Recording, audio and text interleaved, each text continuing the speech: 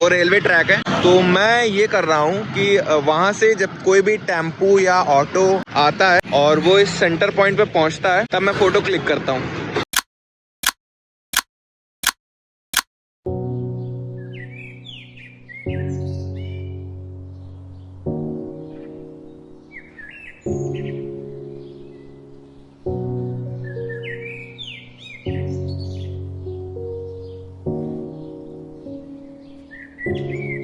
तो जी स्वागत है आप सबका हमारे नए व्लॉग में। जी मेरा नाम है शिवा और मैं रहने वाला लखनऊ का हूँ और ये कहानी मेरे बारे में नहीं, ये कहानी है उस चीज़ के बारे में जिस चीज़ से इस बेहतरीन वीडियो का रेंडर निकला है। जी हाँ, ये कहानी है मेरे लैपटॉप की।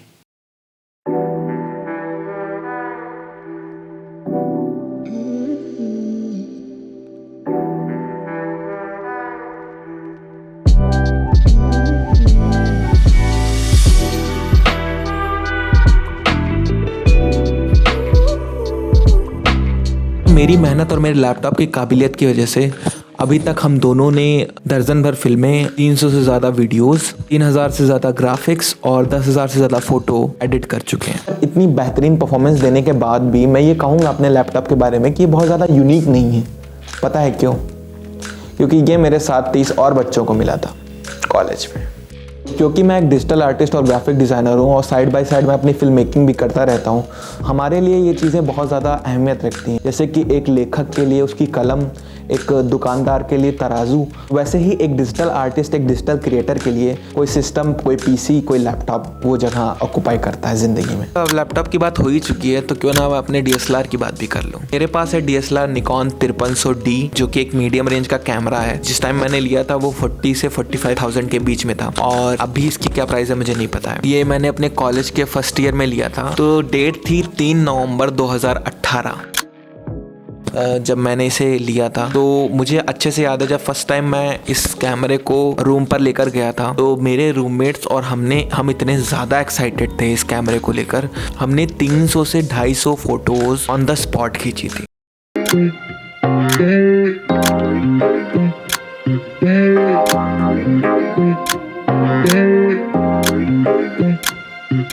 और कैमरा आने के दूसरे दिन ही मैंने ये कुछ फोटोज क्लिक की थी।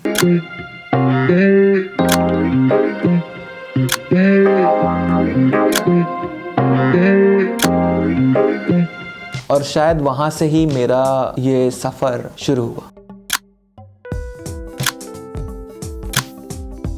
अगर एक आर्टिस्ट से आप पूछोगे कि अभी तक का तुम्हारा सबसे बेस्ट काम कौन सा है तो शायद वो झिझकेगा नहीं अपना बेहतरीन काम बताने में। तो अगर कोई मुझसे पूछे कि अभी तक का तुम्हारा सबसे आइकॉनिक शॉट कौन सा है तो डिजिटल डिज़ाइनिंग की बात बाद में करते हैं। अगर फोटोग्राफी में हो तो मैंने एक फिल्म बनाई थी, शॉर्ट फिल्म थी, उसका नाम था रिग्रेट।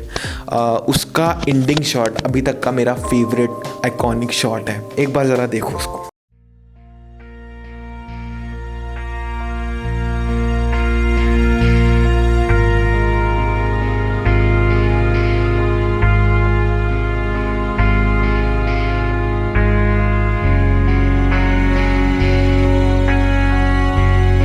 उस शॉट में मुझे स्टोरी से रिलेटेड 3 चीज़ें दिखानी थी, उसको पॉइंट वाइज समझते हैं। पॉइंट नंबर 1 मुझे दिखाना था कि वो लड़का अब अकेला है, ठीक है। अब उसके साथ उसको जानने वाला, उसके साथी अब सब उससे दूर जा चुके हैं। दूसरी चीज़ कि अब वो कोई नई चीज़ सीख नहीं सकता, मगर वो चाहे भी तो नहीं सीख सकता क्योंकि एक एज के बाद इंसान सीखना छोड़ देता है। तीसरी चीज़ मुझे दिखानी थी जो उसकी आने वाली ज़िंदगी है वो भी बहुत ज़्यादा हैप्पी नहीं होने वाली है, वो बहुत ज़्यादा स्ट्रगलिंग और सफ़रिंग पीरियड ही होगा उसकी ज़िंदगी का।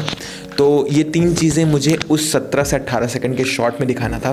तो इंस्टेंट मुझे एक चीज़ क्लिक की कि मैं कैमरा जूम आउट ले जाऊँ, कैमरा सब्जेक्ट से दूर जाता होगा आराम आराम से, धीरे धीरे से। और दूसरा साथ ही साथ मैं लाइट को भी मेंटेन करूँगा कि बाहर लाइट रहे और जब कैमरा अंदर जाता रहे तो वो धीरे धीरे डार्क की तरफ शिफ्ट होता रहे। और इसके पीछे करने का वजह यही था कि मैं चाहता था कि वो लाइट इंडिकेट करे सफ़र को, स्ट्रगल को उसकी, कि अब आने वाली ज़िंदगी अंधकार में है, ऐसा कुछ। तो सुनने में बहुत ज़्यादा ईजी लगता है ना? हाँ नहीं, पता है क्योंकि मेरे पास अब समस्या ये आई कि मेरे पास कोई ट्रैक नहीं था जिस पे मैं कैमरा रख के उसको रन कर सकूं पीछे की तरफ। तो इसको हमें जुगाड़ से करना था। तो बेसिकली हमने जुगाड़ लगाया, मेरे दोस्त भी थे मेरे साथ में, तो हमने जुगाड़ लगाया और हमने एक बेडशीट रखी, बेडशीट के ऊपर ट्राइपॉड रखा, ट्राइपॉड के ऊपर कैमरा फिक्स किया अपना, और धीरे धीरे से बेडशीट को हम पीछे खींचने लगे, और कि बहुत ही आहिस्ता से, मतलब वो शॉट वो इपिक है यार, मतलब मुझे हमेशा से ऐसा शॉट लेना था। और वो धीरे धीरे धीरे धीरे धीरे धीरे हम आहिस्ता आहिस्ता से उसको खींचते खींचते पीछे ले गए, और पीछे ले जाने के बाद फेस था उसको कम करते गए। अब वो मूवी आखिरी मूवी नहीं थी जो मैंने बनाई थी, उससे पहले भी एक पिक्चर बनाई थी जिसका नाम था यूपी 32। तो यूपी 32 बेसिकली बाटला हाउस की सस्ती कॉपी थी। बाटला हाउस में बहुत ज़्यादा देखा था, मुझे बहुत ज़्यादा पसंद है। जॉन अब्राहम की एक्टिंग ही अलग है यार सच में। और उसके बाद मैंने एक पिक्चर बनाई थी, शॉर्ट फिल्म बनाई थी कोविड से वापस आने के बाद 3rd ईयर में। उस मूवी का नाम था होप। वो बेसिकली बीएचयू में एक फिल्म फेस्टिवल था, तो उस वक्त मैंने होप लिखी थी। कहानी बिलोंग करती थी स्ट्रगलिंग फेस के इंसान की जो स्ट्रगल कर रहा था जॉब के लिए, मगर मुझे शूट करके अपलोड करना था। हालांकि पहले दिन तो नहीं अपलोड कर पाया मैं, क्योंकि उस टाइम मेरा सिस्टम खराब हो गया था। सच में बताऊं, मेरा लैपटॉप बहुत ज़्यादा खराब होता था। मगर जैसे तैसे मैंने अगले दिन उसको सबमिट किया था। सबमिशन डेट के अगले दिन मैंने उसको सबमिट किया था जुगाड़ से, मगर फिर भी वो टॉप 10 में भी सिलेक्ट नहीं हुई थी।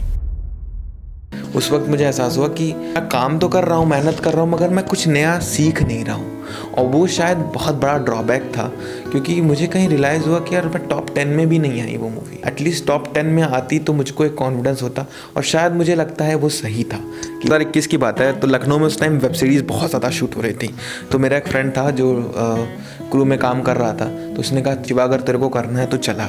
मैंने कहा अच्छा। तो मैंने 6 से 7 वेब सीरीज़ में काम किया, कुछ में एज अ जूनियर आर्टिस्ट, कुछ में एज अ क्रू। तो दोनों ही चीज़ों में मैं बताऊँ मज़ा बहुत आती है, करने में भी, शूटिंग देखने में भी। और उसी दौरान मेरी मुलाकात एक एक्टर से हुई जिनका नाम था शाहिद। अब शाहिद बेसिकली दिल्ली में रहते हैं और काफ़ी मूवीज़ में आपने इन्हें देखा होगा। बहुत ही मैं समझता हूँ बहुत ही ज़्यादा डाउन टू अर्थ क्यों थे वो मैं बताता हूँ। वेब सीरीज़ का नाम था ग्रहण, और वो दंगे का शॉट था, जिसमें दंगे बेसिकली हम लोगों को करने थे। एक्चुअली में नहीं, मतलब वो हम लोग जस्ट बैट वट लेके खड़े थे, और वो सडन वहाँ से चल के आए। उन्होंने हम लोगों के हाथ में बैट देखा, और वो बैट उन्होंने लिया, और वो जस्ट होता नहीं है ट्राई टू डिफेंस करना, राहुल द्रविड़ बन गए थे वहाँ पे वो। तो भाई मैं तो बहुत एक्साइटेड था उनसे बात करने के लिए। सर मुझे बताओ कैसे होगा, मैं कैसे एंट्री लूँगा। तो बातें शुरू हुई हमारी, और मैंने कहा कि सर ऐसा ऐसा है, इंटरेस्ट है डायरेक्शन और सिनेमाटोग्राफी को लेकर, मतलब अच्छा लगता है मुझको बेसिकली ये सब सारी चीज़ें। तो उन्होंने मुझसे कहा कि गुरु चुन लो। अब मैंने कहा कि ये बंदा क्या कह रहा है, मतलब गुरु चुन लो, कैसा गुरु चुन लो। तो उन्होंने मुझे बहुत अच्छे से एक्सप्लेन किए चीज़ें। उन्होंने मुझे समझाया कि बेटा अगर तुम खुद सीखने जाओगे तो ऐसा नहीं तुम सीख नहीं सकते, मगर तुम्हें बहुत समय लगेगा, और शायद तुम भटक भी जाओ। ठीक है, भटकाने वाले बहुत हैं, तो तुम शायद भटक भी जाओ, तुम वो चीज़ कभी पा ही ना पाओ जो तुम्हें करना है। उनसे पूछा कि गुरु मिलेगा कहाँ, तो उन्होंने कहा कि कोई भी जो बहुत ही सक्सेसफुल आर्टिस्ट होते हैं वो चाहते हैं कि कोई ऐसा इंसान हो जो काबिल हो, जिसको वो सिखा सके, हर एक बड़ा आदमी। अब उस टाइम तो ये बहुत छोटी बात थी, मगर वो रात मुझे याद है मैं सोया नहीं था, मैं सोच रहा था कि अभी मेरे को एक लर्न मोड पे स्विच करना पड़ेगा, क्योंकि मैं कोई नई चीज़ सीख नहीं रहा हूँ, मैं वही चीज़ कंटिन्यू कर रहा हूँ। और वो एक टाइम था आज से करीब 1 साल पहले। तो उस वक्त मैंने कहा नहीं, अब मैं घुसता हूँ। तो फिर मैंने प्रोडक्शन हाउस पकड़ना शुरू किया, वीडियो एडिटिंग, ग्राफिक डिज़ाइनिंग, हर एक चीज़ सीखना उसी पल से मैंने शुरू किया। वो चीज़ बहुत इम्पैक्ट की मेरी लाइफ में, और इसी वजह से शायद मैं यहाँ पहुँच पाया 1 साल में। और पता नहीं मुझे सफ़र कितना ज़्यादा लंबा है, मगर जैसा भी होगा सीखने के लिए हम तैयार हैं। हर दिन अब मुझे कुछ नया करना है, मुझे बोर नहीं होना है अपने काम से। तो आज के लिए बस इतना ही, मिलते हैं अगले वीडियो में। तो अगर छोटी सी कहानी थी, मुझे लगा आप लोगों को सुनाना चाहिए।